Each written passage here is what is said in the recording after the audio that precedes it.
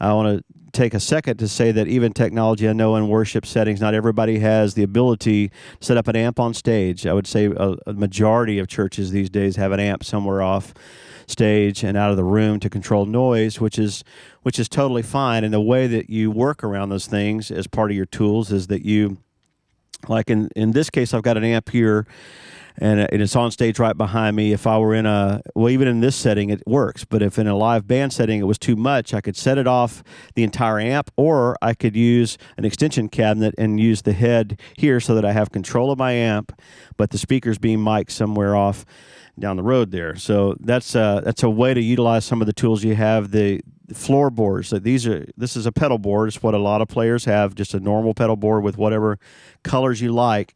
These are all tools that I can use. If you're in a setting, let's say, where you don't have the ability to have an amp and multiple pedals, some of the floorboards that are out there, like the Pod HD 500 is a pretty amazing unit in what you can accomplish with no amp at all. You just literally plug into a board, feed it into a system, and you rely completely on your monitoring environment, whether it's in-ears or a wedge. Now you're using technology in a different way, but those are tools that you can use. And my point is, if you are in a setting where it calls for you being creative, find the tools that work for what you're doing, so that you can get the most out of it. As a guitar player, I love to hear air moving and feel it moving. I love what we can do with direct sounds, but I also have never been able to fully replace an amp.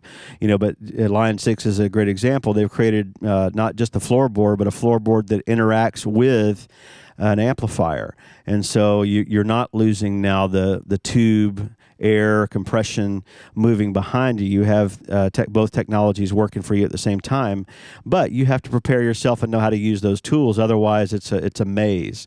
And so finding the stuff that you can use, learning how to make it work for what you do is the key.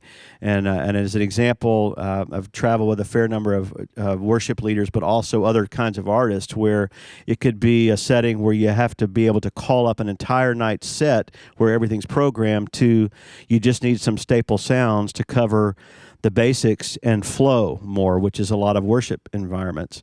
And so being prepared for either one of those, if that's what I'm doing, is important. If I show up and I'm not prepared to do this gig over here because I don't have all the switching stuff, or I haven't taken time to program all of the sounds and store them so that I can recall them at the click, of a foot, then I'm ill prepared. And I think that's one of the things that we could improve on in our technology and our tools, is that we know how to use the tools we bring. It's not enough that you just have a bunch of pedals glued to a board. It's really important that you kind of know what each one of them does. You know their personality. And the reason I have 5 or 6 overdrives on one pedal is every amp sounds different with a pedal. And with each pedal, I change. And so I stand a good chance of being able to have a sound that works for me by having 5 overdrives. It's not because I like all the colors. So as much as I'll have on here, I'm only using 1 or 2 overdrives ever at a time, usually just one, period. And sometimes a slight little boost that I would have in conjunction, which is not a saturated tone, but one pedal works better with a Vox, one pedal works better with a Fender amp, one works better with a Marshall. So here again, those are all tools. Capos are your tools. Guitars are tools. Learn how to use the tools you have.